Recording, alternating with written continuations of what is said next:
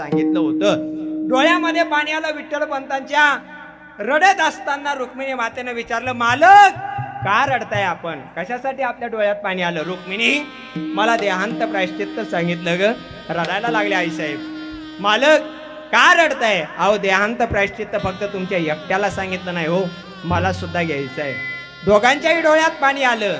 आईच्या जवळ चिमुकल्या मुक्ताई उभ्या होत्या. आईच्या डोळ्यातले अश्रूचे थेंब हे चिमुकल्या मुक्ताईच्या डोक्यावरती पडले. वर बघावं, आईच्या डोळ्यात पाणी आलं. आईच्या डोळ्यातलं पाणी बघितलं चिमुकल्या मुक्ताईने आपल्या आईला आवाज दिला. म्हटले, आई का रडते ग आई? आज रात्री मला तुझ्या कुशीमध्ये झोपायचंय ना ग आई, म्हणून रडते का ग? आईनं म्हणावं, बाळा कोणत्या शब्दात सांगू ग तुला? तू माझ्या कुशीत झोपतेस म्हणून मला डोळ्यात पाणी येत नाही ग. उद्यापासून तू या कुशीत कायमची मुकली जाणार, त्याच्यामुळं माझ्या डोळ्यात पाणी येतं. आईनं त्या चिमुकल्या मुक्ताईला जवळ घेतलं, कडकडून मिठी मारली. संध्याकाळची वेळ झाली होती. जेवण झालं. चिमुकल्या मुक्ताई आपल्या आईच्या जवळ गेल्या. आईला म्हणतात, आई आज मला तुझ्या कुशीत झोपू दे बरं का आई. आईनं त्या चिमुकल्या मुक्ताईला जवळ घेतलं. डोळ्यात पाणी आलं.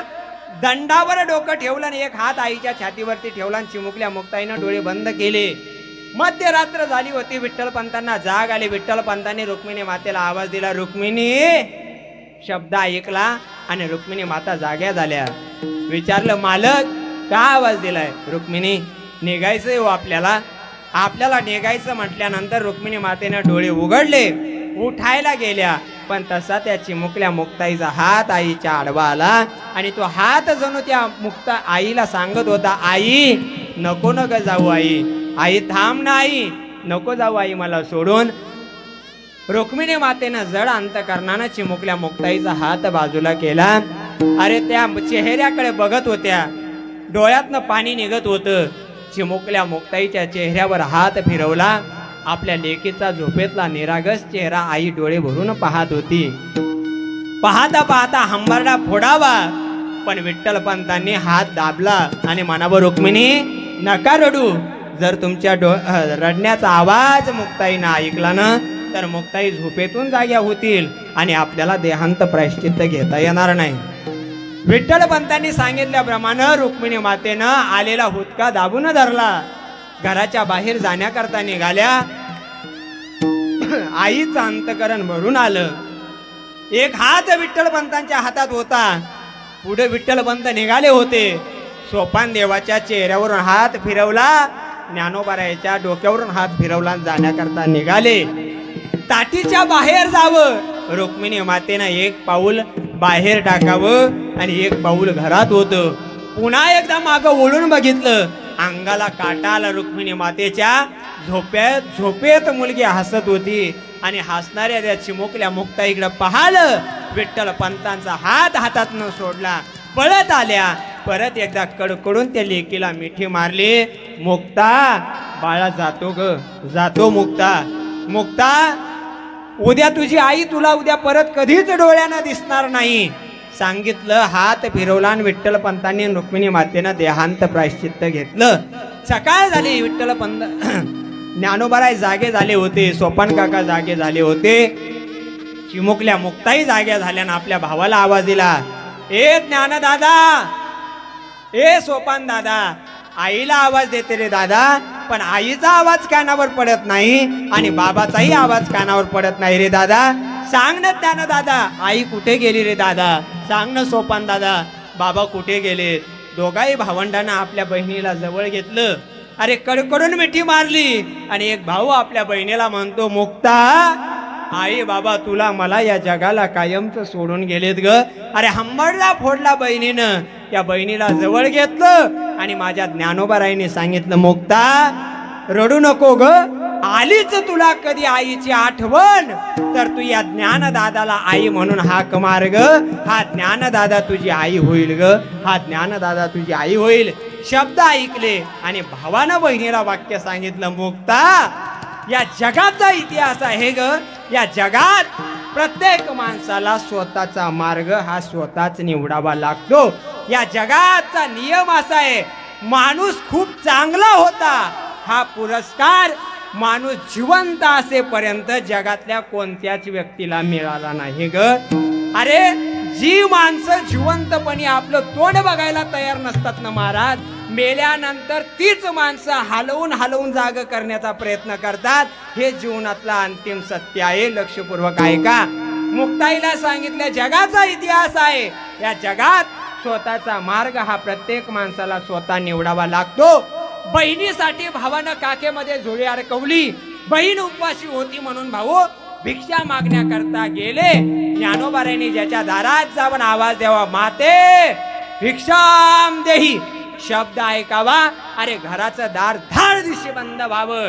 ए संन्याशाच्या पोरा, काल माझ्या दारामध्ये भिक्षा मागण्याकरता, अरे चल नेट, माझ्या दारात तुला भिक्षा मिळणार नाही.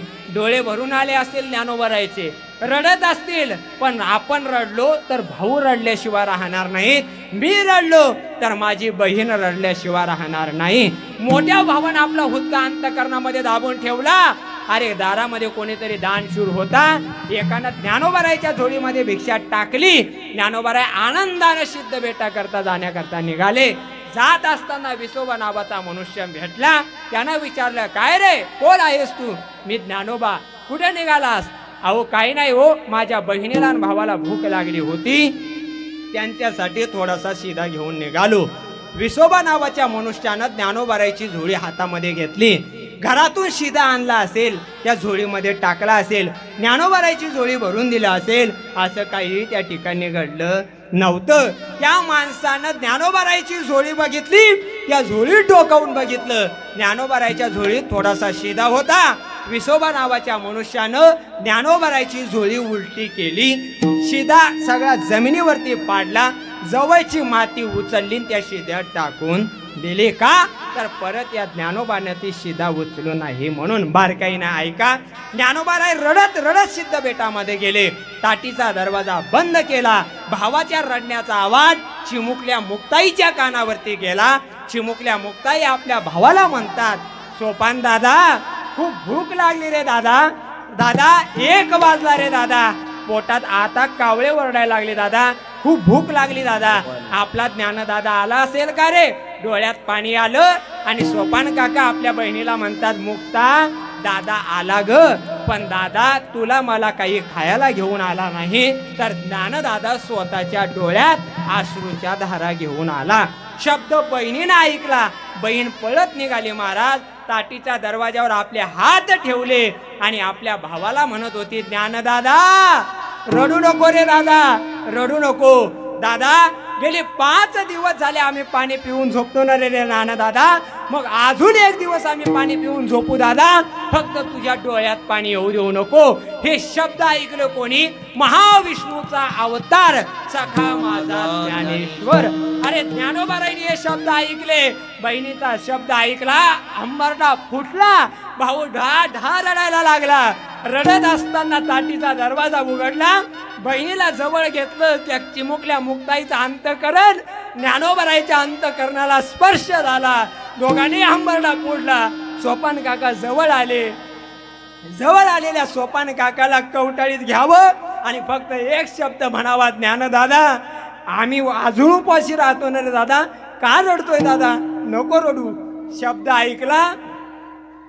दृष्टांत संपला महाराज. ज्या ज्ञानोबारायला खाण्याकरता या समाजाने अन्नाचा कण दिला नाही, त्याच ज्ञानोबारायांनी या समाजाला ज्ञानेश्वरी सारखा अनमोल ग्रंथ प्रदान केला. याला माऊली महावैष्णव ज्ञानोबाराय म्हणतात, याला संत म्हणतात. मग